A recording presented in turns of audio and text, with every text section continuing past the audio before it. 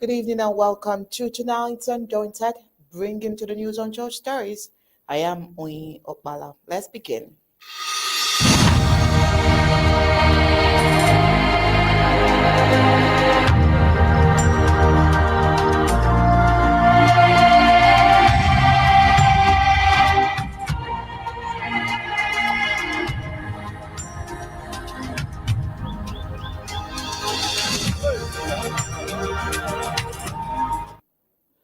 The recent arrest of Cho Ayaba on the charges of incitement to crimes against humanity has stirred discussions within the Ambazonian struggle and the international community. While Ayaba faces legal scrutiny under Norway's jurisdiction, the broader concern among Ambazonia is not the trial itself, but their implication for international law and the precedent it sets for addressing impunity. The focus is on ensuring that the crimes of the Cameroonian regime do not extend beyond these borders unchecked, rather than solely on Oyaba's personal accountability. This case raises questions about the geopolitical and legal complexity surrounding extradition and justice. Intelligence indicates that the Cameroonian government is lobbying for Ayaba's deportation. However, there appears to be no formal extradition treaty between Norway and Cameroon, which implicates such efforts. This underscores this highly underscores the importance of legal safeguard in preventing misuse of international mechanisms to suppress genuine liberation struggles.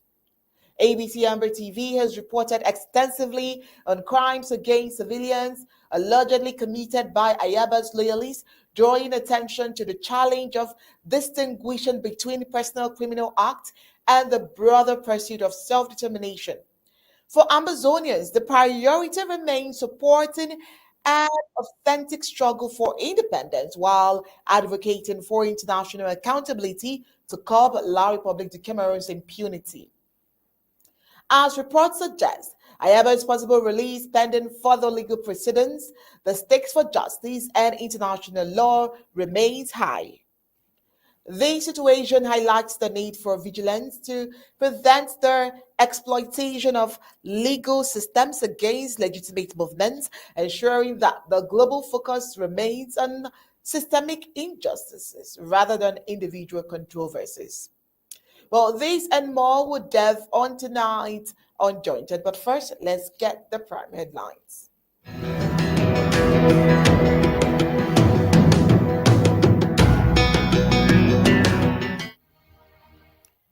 Here are the prime headlines for tonight.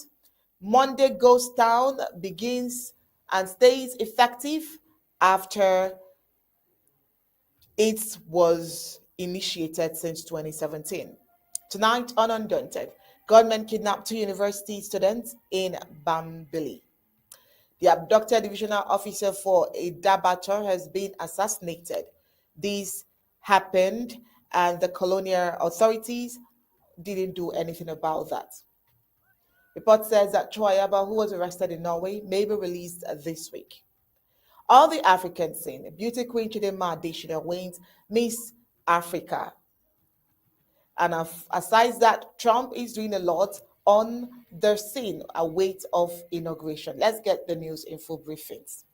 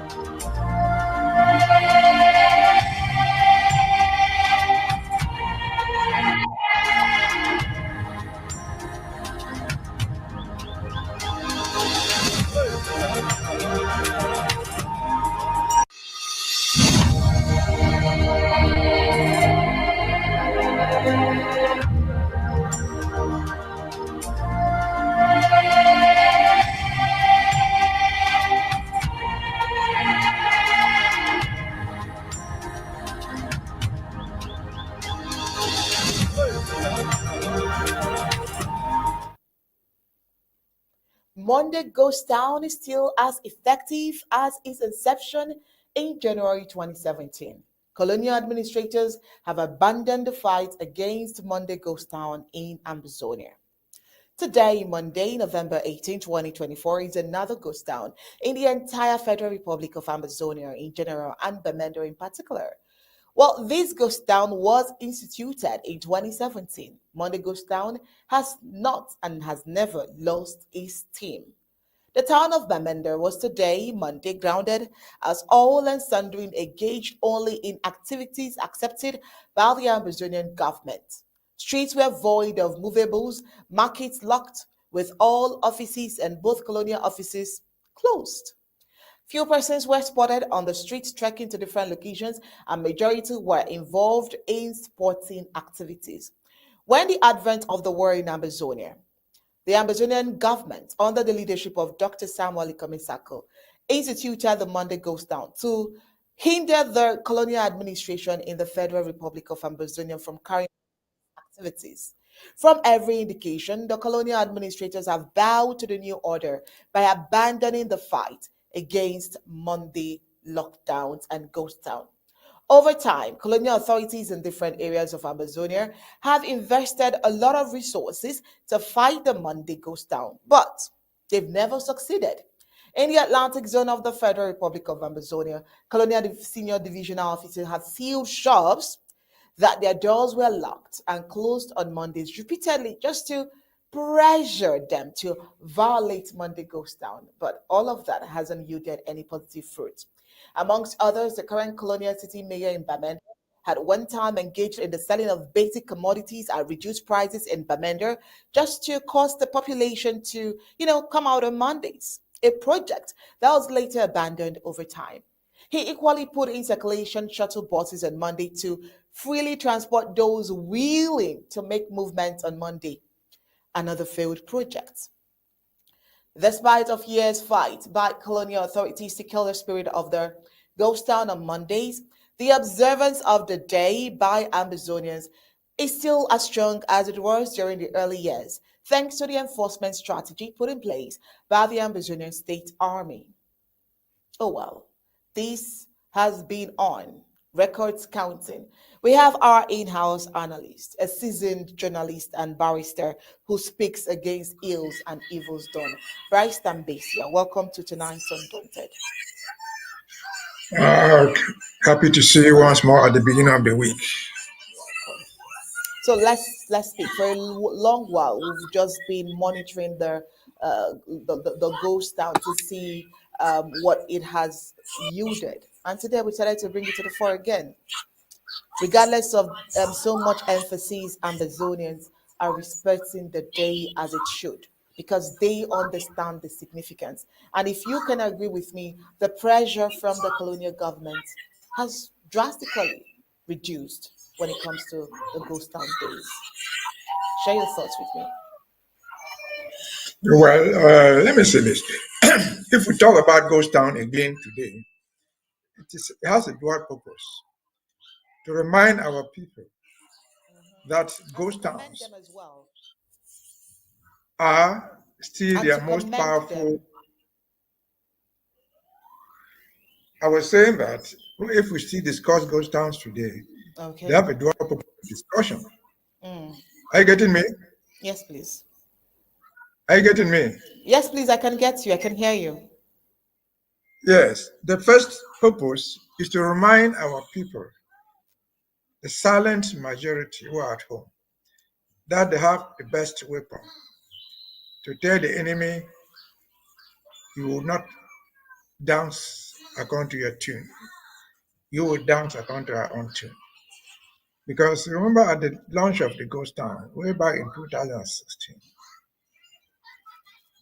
Tassan said publicly to Yaoundé, to the Prime Minister then, Philemon Yang and his team, that come Monday, you will know who owns Southern Cameroon. And came Monday that week, we started the Ghost Town. I say if we still talk, just to remind our people, because Yaoundé is served by herself, they're giving up on Ghost Town. They have done all what is humanly possible and fair. They have not been able to stop ghost towns. And so, rather than fight ghost town, as I see them doing, they silently cooperate to enforce ghost towns. What do? They join us. They don't even attempt to open the offices. What do? They have stopped locking up people's stores. I remember about a year ago when they were locking up stores in Bamenda and Kumba. I came here and gave a message. One store locked, all stores locked. And I'm sure they've kept to that. We reminded them that staying at home on a single day of your week will not make you die the poorest man. Will not die you make your children die, the woman, because you lack bread to give your children. It has succeeded so well, so much that we continue to remind them until you get to Boya, ghost towns shall continue. And so we encourage our people, those who have forgotten, we remind them ghost towns are here to stay as long as the problem stays. All the county administrators throughout Ambazonia have adhered to that. They're no longer trying to force you to go and work. So if you see a few people trying to defy ghost towns, they're not doing that at the instance of the government. They're doing that just because they are frustrated young men or old people. And so kudos, this 2024 ending, ghost towns are still going. Take 2024 back to 2016. Almost 8 years of ghost towns non-stop. Continue to ghost town. That's the only weapon you have on the ground. While our boys may be able to, our ASAs can be able to go out with a spear, with the cutlass and fight. You, the old mother, the old father, the school child, the only weapon you have is to sleep in your house. To tell you only we are aware of what is going on. We are not in the bushes, we are in our houses, and we're fighting this war in our own manner. Over to you. Oh, well, thank you so much. Barrister Mbeseha, while fighting the war and Ambazonians trying their best. Remember last week we talked about a university in Tuba being cut off all social activities because of, insecurity.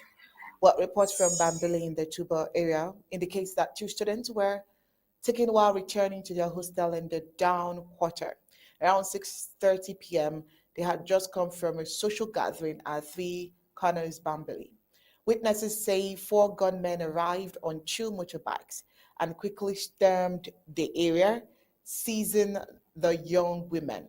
A male student who was with them managed to escape unarmed. The students were taken away on motorbikes, and so far, no group has claimed responsibility for the abduction. This kidnapping adds to a troubling rise in such incidents in Tuba Zone over the past 5 months, with students increasingly targeted.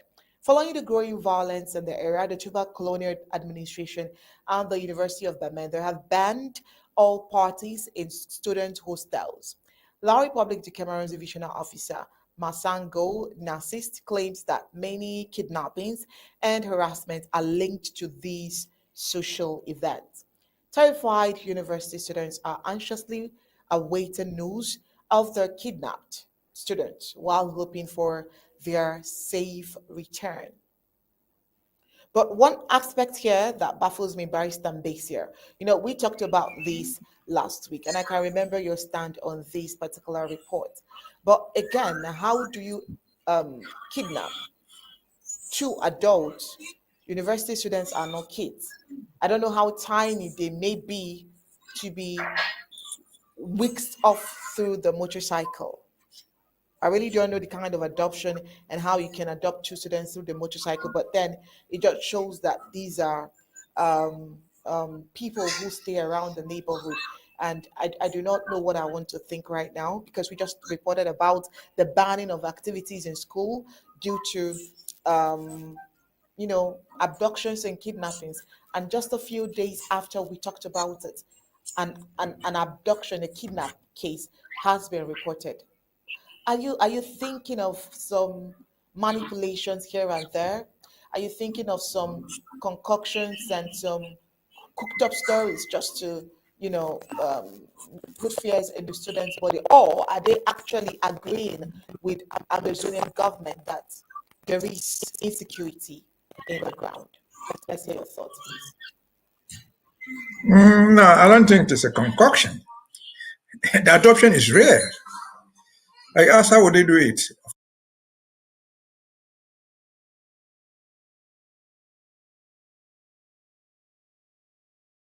Of course, you cannot resist a gun. A motorbike is just the means they use to travel. Motorbike does not kidnap anybody. They use it to take you, put you on it, and run away. So the abductions are rare. The action of government banning social gatherings everywhere is understood. This is happening in Tuba. Tuba is inside Bamenda, almost in town. Tuba is also the headquarters of the University of Bamenda. And if you look back, why the University of Bamenda? If you look back to 2016, this battle started in the University of Boya with the raping of students, the torture of students. And so if you put all that together, you find that students are a frequent target, not by Amba fighters or whatever they call them, but by the government. Those who raped students in the University of Buya were not Amba fighters, they were gendarmes, they were security people.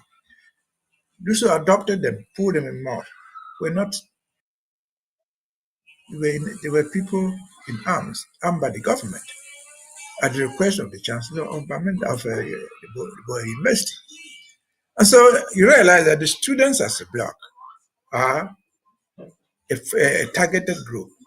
Why? Because they form the intellectual group. They might be in the first year, second year, or they might be doctorate degree students.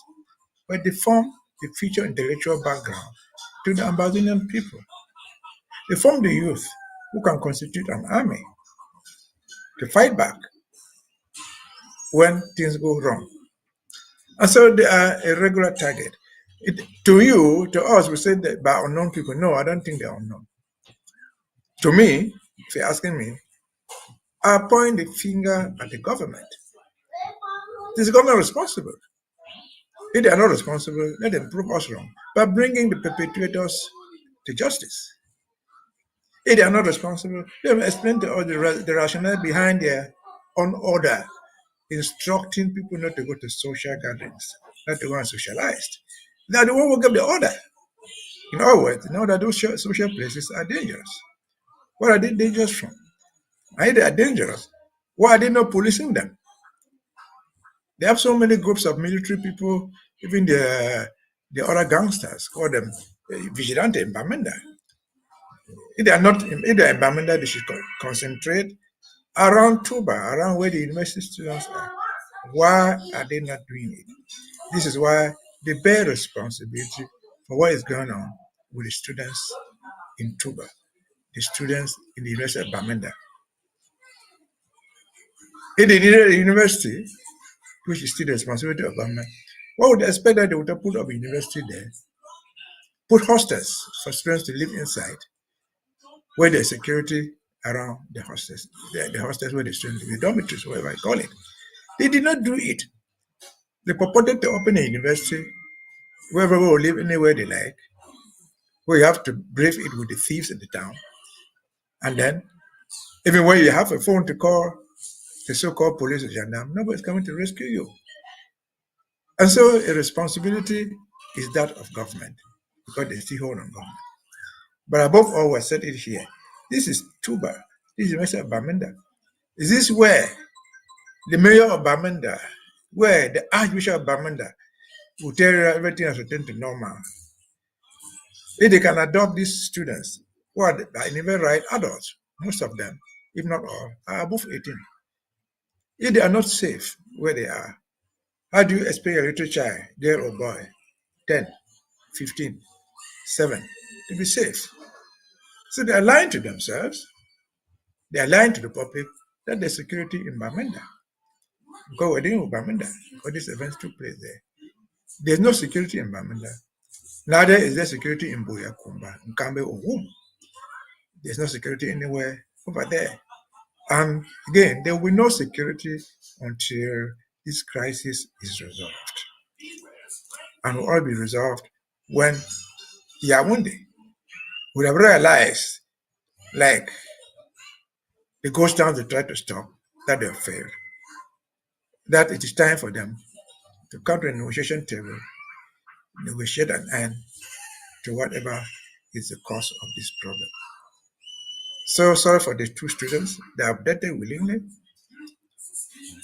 And if you see the arms they brought there, those are not hunting rifles. These are guns by in Cameroon law only owned by military. So why are they using military weapons to adopt people? If they adopt them, they have always two goals. Either they kill them one, or two, they ask for money, ransom, or three, I guess, they rape them. They have a feast of sex, free sex, and rape the girls. And nobody punishes them for raping the girls. Nobody has punished an adoptee, an abductor, for doing what they do. They have not punished the ransom takers in Bamenda. So they are agents. As simple as that. Over to you.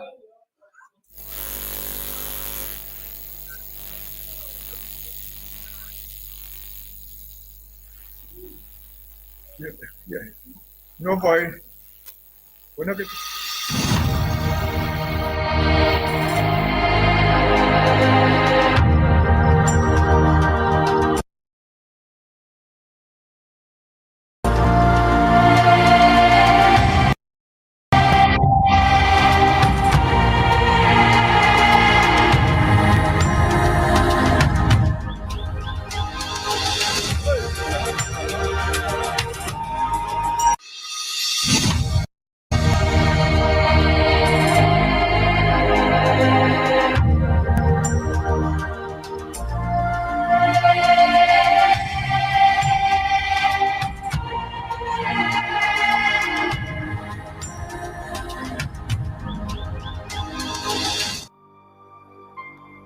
Stand with Ambazonia.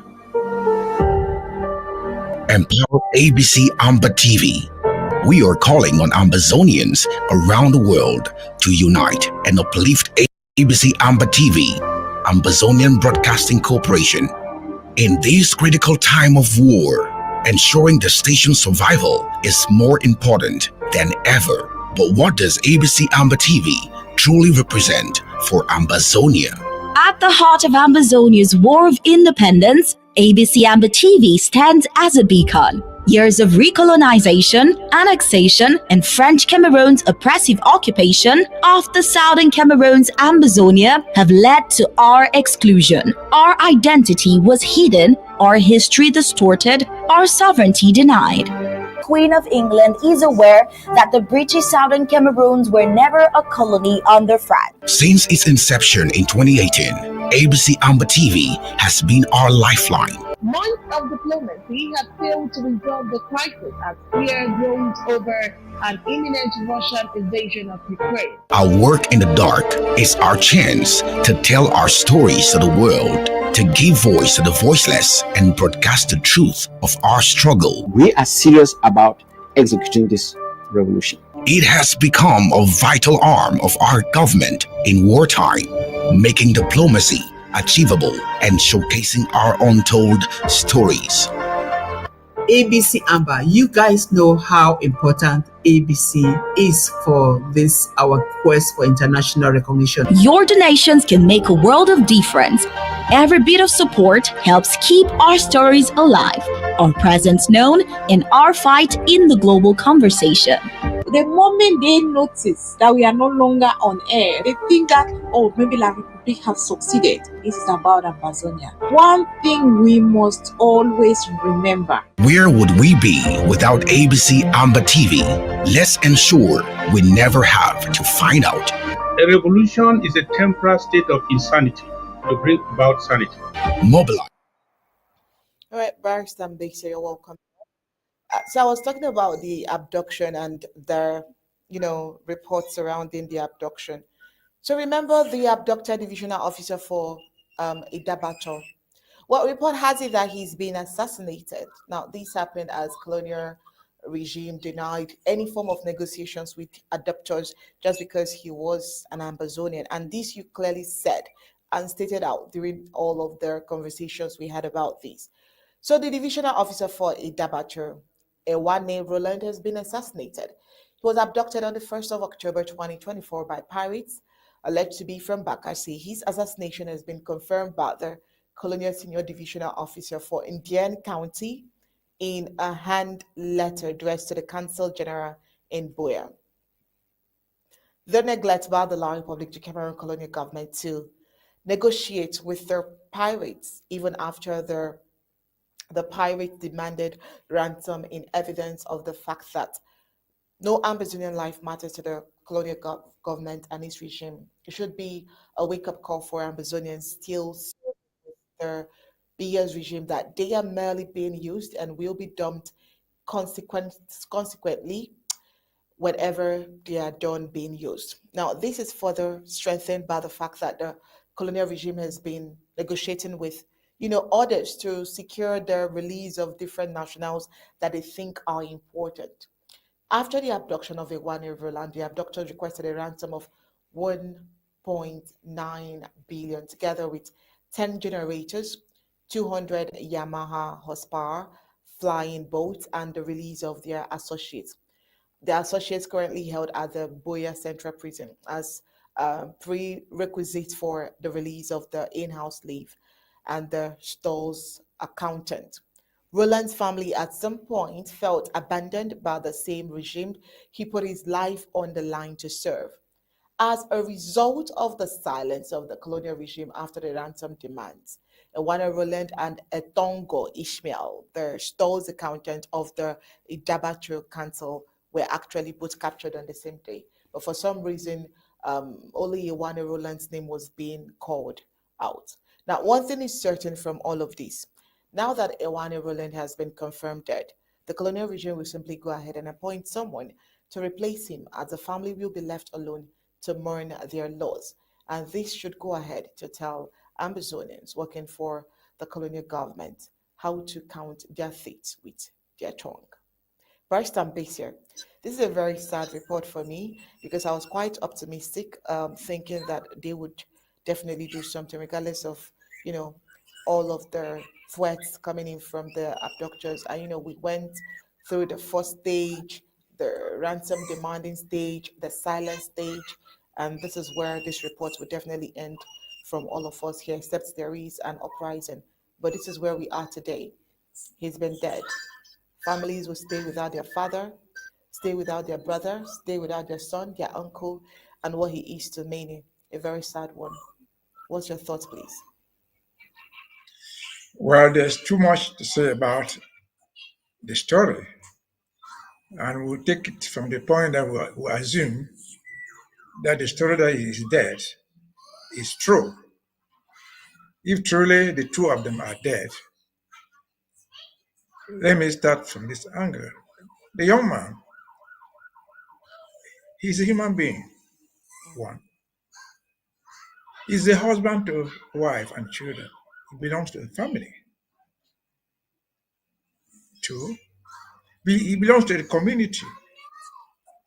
Before being Ambazonian, before being a Cameroonian, he belongs to a community. And I said here not long ago that from his name, one would imagine that this man is from Kupe Manenguba. He's a Bakosi guy or some of that origin. And so, if his life is not important as the personal representative of Pobia, if it is not important as an Ambazonian, his life is important as at least a Bakosi young man with a Bakosi family.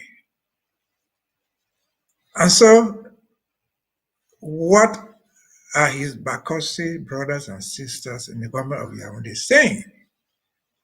We've not heard anything. What are the power bearers of the so-called Southwest saying? And I can call them by their names. What is Ngole saying? What is the prime minister saying, and there are hundreds, if not at least dozens of them. They've just kept mute. So, like a voice in the wilderness, a single voice in the wilderness, who can cry here. It will mean nothing because those people who could make something happen, like the power bearers from his own area, from Southwest, let us call it like that, have simply gone mute because the lives of these two gentlemen are not important to them. They can die and they are dead. It makes no difference to them. And there you go. If truly these people are dead, you find that the killers, if you could kill and bury them, you will never even know where they were buried. But they took the pains to take pictures of them and send out. It is intended to send a message that we are not the ones to be taken lightly. We don't know where they were buried. If I told anybody or they had them, we don't know. But they have taken out those pictures, sent them out to send a message to Yaoundé. And I said here before, earlier, that the problems in Bakassi, where Idabato is found, are a creation by neglect of Yaoundé. He signed up to the Green Tree Agreement of 2006. By that agreement, they undertook to do a number of things, which they have just not done. And I asked, why have they not lived up to their own expectations? Is it because they lack money? Certainly not that. Because so much money comes from Diam, from Idabato.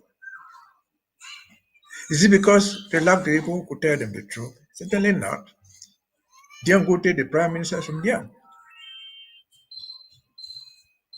Again, I've always said here, and I like to report it. If those guys, the two of them, and most particularly the personal representative of Paul Biya, had by wonderful coincidence been Brenda Biya or the son of Yeji Jabriye or Yenji Fenji, we will be where we are today. The answer is no. Why? Because Yaoundé has shown the ability to negotiate with what they call terrorists. They negotiated with Boko Haram to release who? To release the wife of the Speaker of their National Assembly. And these people, unlike, for example, what happened in Batibo at the beginning of the struggle where the girl was taken and killed, these are doctors. They asked for a ransom, therefore they were reachable. They asked for a ransom. I don't care how much they asked. But once they put it out there, it was something to negotiate. What the Yaoundé not negotiated? Bottom line, the ransom they asked was not the head of Pobia, was not the head of the minister. It was money. Whether 20 flying boats, helicopters, or whatever thing, it was money they demanded from them. They refused to pay. And they've caused this young man to lose his life. And who we see is the personal representative of Paul Biya sitting in the Idabato. And I said before, how many Betty children have you sent to Idabato or somewhere in Diam? The administrators and personal representatives of their brother Paul Biya in Etudi? Zero. Some Ambazonians, I said it before, they sent one of my own boys there not too long ago. He didn't even get to the station. They killed him. They simply sent a coffin. He was buried, and that's the end of it. And so that is where we are. The death of this young man, if it is true, if the two of them are dead, it is awful to see the pictures. They died of torture. He died of torture, seeing those pictures there. See somebody tie him on a stretcher. You see the wounds on his legs. What do those wounds indicate? They show that this guy was beaten on the soles of his legs by hard objects. Is that due to Yaoundé? No. Yaoundé is a torture center, and that's their approach. They beat people with cutlasses to the sole of their legs. That's what Yaoundé does officially. It has been highlighted by them. Everybody knows that. Could the abductor be sending a message to Yaoundé? This is what happens when you torture someone. I don't know, but it's possible. That's the message, that's the result of torture. Torture, which is the daily practice in Yaoundé. Not just any torture, specific torture, beating people with cutlasses under the soles of their necks. And to crown it again, where are the so-called Southwest elites? Amongst them, Dion Kuti. Amongst them, Belamoki. Amongst them, Ngole Ngole, and a host of others. Muslim. So if this guy is dead, which I'm sure is dead, he's the son of somebody, he's the child of somebody, he belongs to the family. His blood will haunt the junta in Yaoundé and the associates forever and ever. Over to you. Oh, well, very sad. But, let's move on to another report by Mbeseha. Cho Ayaba is in the news tonight. Well, report says that Cho Ayaba, who is of course, Ambazonian activist, but depending on which part he is on, he was arrested in Norway. Report says that he could possibly be released as early as this week, pending on legal proceedings. So the public prosecutor has since requested an extension of his detention for up to 4 weeks, which includes restrictions on meals and visits. This move aims to ensure thorough investigation as the legal process unfolds. During a hearing on the 22nd of October, the court ruled that Ayaba could remain in preventive detention, but emphasized that this must not extend beyond November 19th, 2024, unless further legal action is taken. For now, Cho Ayaba faces a ban on communication with the world, which raises concern about his well-being. Friends and supporters are anxious, hoping for a resolution that could see him released at best December. Although Ayaba Cho claims to be a pro-Ambazonian, his character towards the Ambazonian movement remains highly questionable. Many see him as a victim of circumstance. Others see him as a man who is not sure of his actions. His actions carried out during the freedom fight against the same people he claimed to be fighting for leaves a huge cross-section of Ambazonians in divide. A greater majority still believe that he was a proxy of the colonial administration who betrayed him and left him stranded, and that his move for the liberation of the Amazonian people is driven by a desire for revenge and not one of a commitment. Remember the two men that were shot in an open field, orchestrated by his men, and a whole lot of atrocities.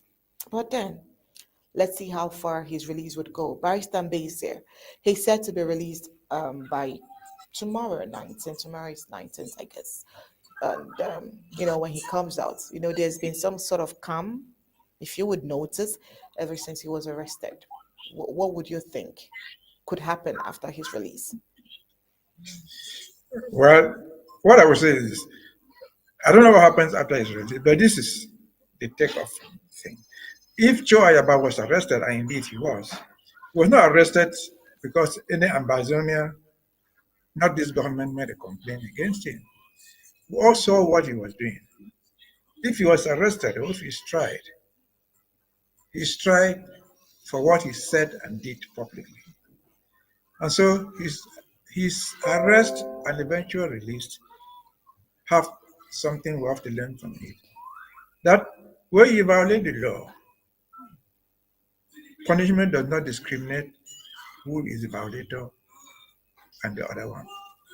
You expose yourself to all illegalities that come with committing crimes. And so even if he's released, I think Cho Ayaba would have learned a lesson that in the struggle like ours,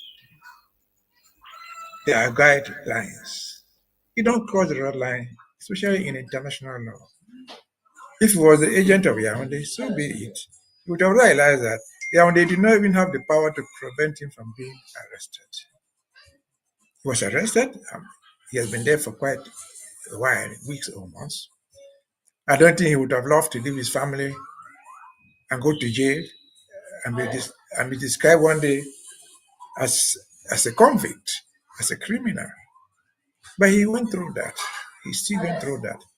Even if he's released, that's not the end of his journey. What we can do or learn from, even as Ambazonians in general, and ASA fighters in particular, is that there is no way we can hide. War crimes are imprescriptible. In other words, they follow you to die. So even if he is released, he is not yet free. The records of what he has done are still kept. If you saw what happened in Geneva this week, the human rights hearing, where they were giving evidence against Yaoundé, those people giving evidence of torture or human rights violations were not agents of our government. They were human rights organizations. So once there's a war, the lenses of the mirror are turned to the front. They see what is going on there. They listen to what people say and do. And so the lesson from his possible arrest his possible release is simply that war is not a free zone for committing crimes. It's not an international excuse. So we must fight the war, we must fight it within defined boundaries. And so we hope if he's released, even if he's not released, his followers have learned a lot. We'll get our independence, but those who commit crimes while we go to this overtly and admit the crimes are very, very unlikely to be excused. We might forgive them. Somebody else will prosecute you. Somewhere else may not even be in Ambazonia. And so we did not send Cho Ayaba to jail. We're not opposed to his release, but we must learn something from what took him to jail in the first place. Over to you. Barrister Mbeseha. Of course, I'm sure you are aware of the defense conclave that is happening.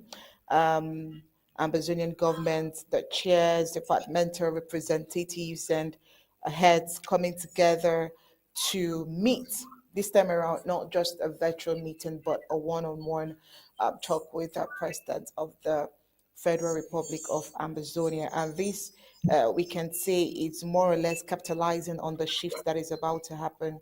The power in the Washington DC and all of that. So what can you say is the significance of this defense conclave that is happening, and why did you think that the president insisted on a one-on-one communication and a one-on-one meeting with these key stakeholders who are key players and who are the voices that are speaking out for the voiceless from the home front?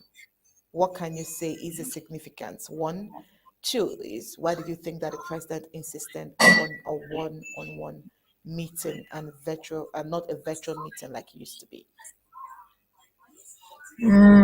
I think you see what is going on in Washington, what went on in Washington last weekend is not influenced by what is happening in the White House. The meeting was planned well in advance, long before the presidential elections took place, where Donald Trump won. The meeting had been planned. But the issue is, what is the importance of this one-on-one meeting? It is not the first. Maybe this one gained more publicity, but it's not the first.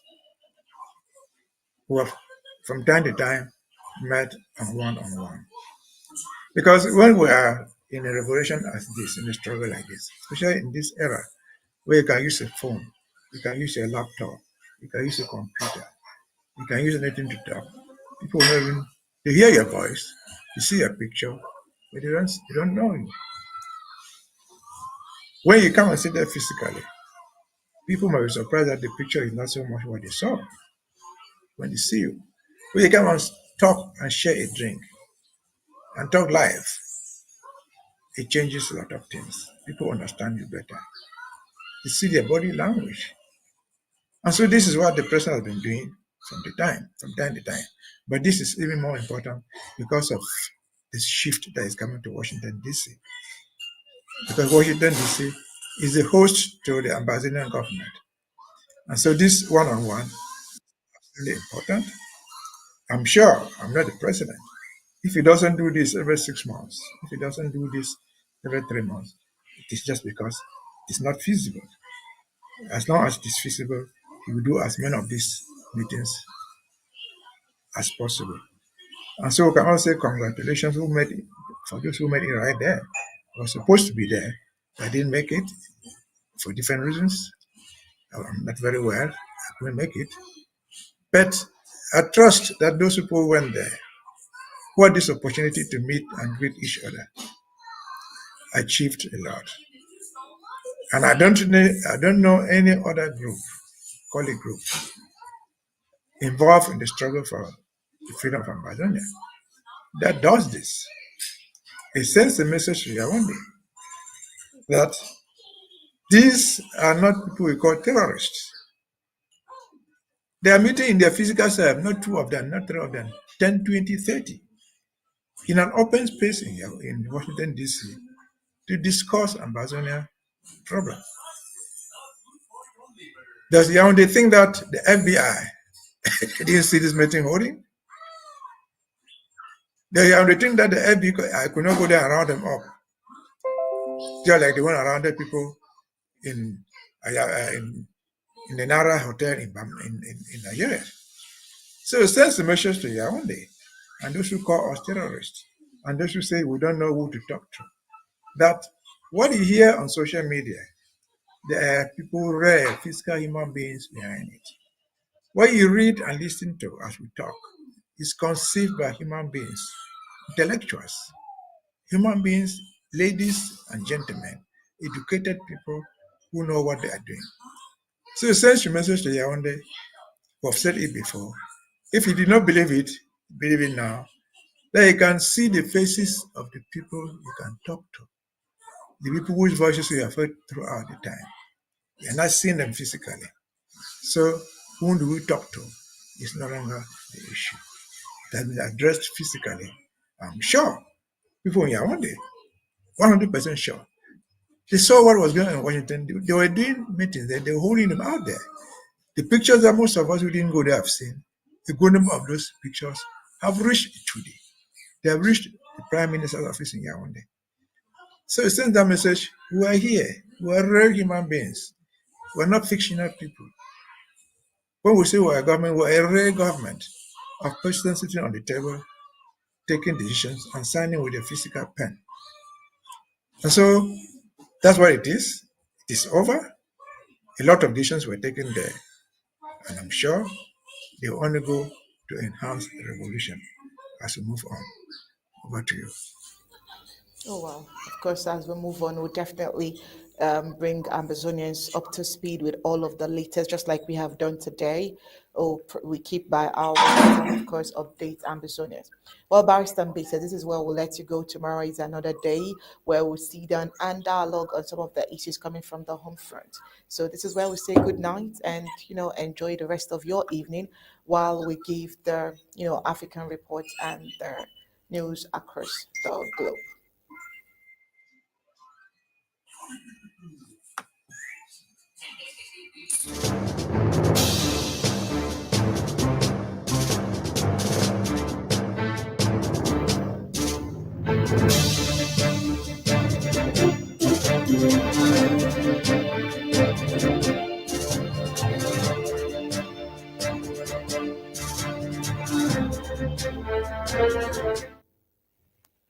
Well, news across Africa today.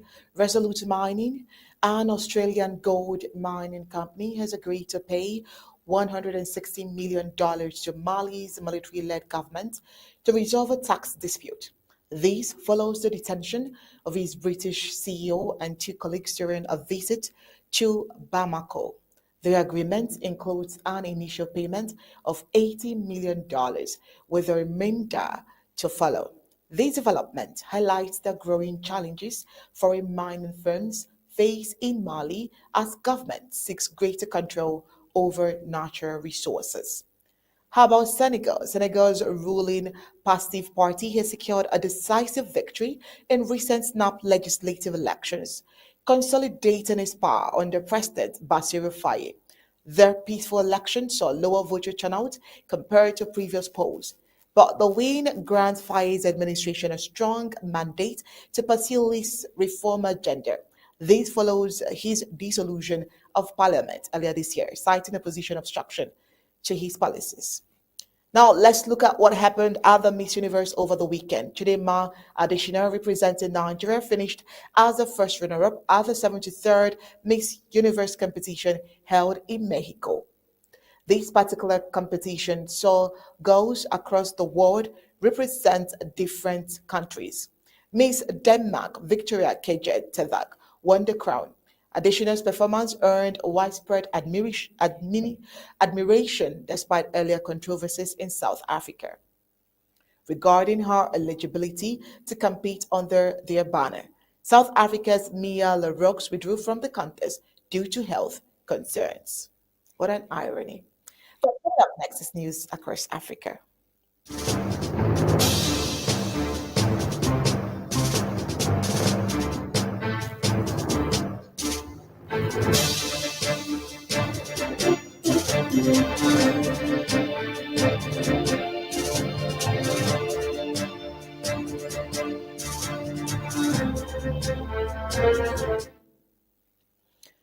Well, President-elect Donald Trump has made several significant appointments as he prepares to take office in January.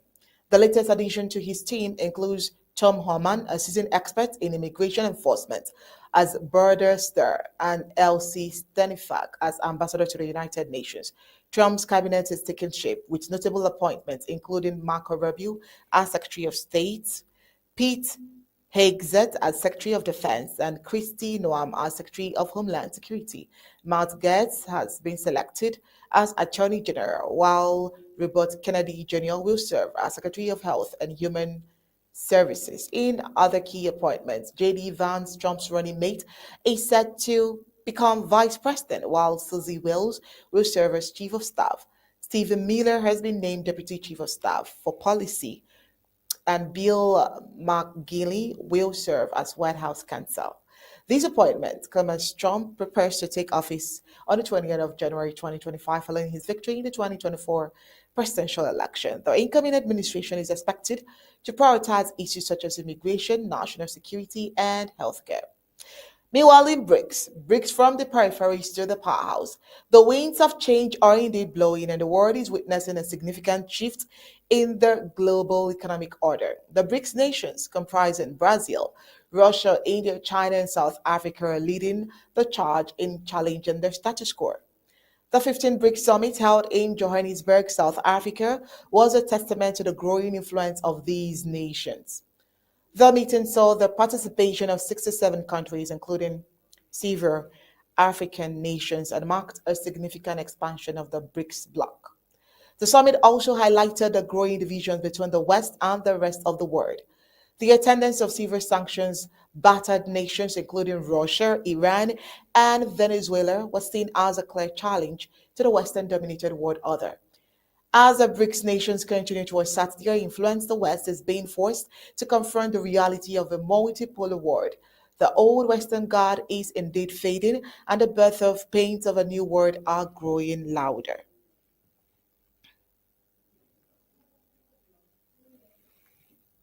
The question is, will the world adapt to this new reality, or will it continue to cling to the status quo? Only time will tell. While the U.S. completes the delivery of the first batch of 46 new MIMA SEP V3 Abrams tanks to the Australian Army. Australia's armed forces has just received its first batch of brand new MIA2 SEP V3 Abrams tanks from the United States, marking a significant milestone in the Land 907 modernization project. These advanced tanks are part of a larger deal worth approximately $2.5 billion, which includes 75 MIA-2 SEP V3 Abrams tanks and armored support vehicles. The Australian Army's 3rd Brigade, based in Townsville, will operate the majority of this new heavy armored vehicle. The brigade is expected to receive its first MIA SEP 3 before the end of 2024, following a period of training and upgrades in Victoria. These state-of-the-art tanks feature increased power generation and distribution capabilities, enhanced communications and networking, a new vehicle health management system, and line replacement modules for improved maintenance. The delivery process to cavalry requirements and regiments is begun, and the Australian Army is also focusing on training and forming new crews to operate these advanced tanks. This significant upgrade will undoubtedly enhance the Australian Army's capabilities and interruptedly with its allies. And that's all for the news tonight. But before we go, let's give you the recap of our major reports.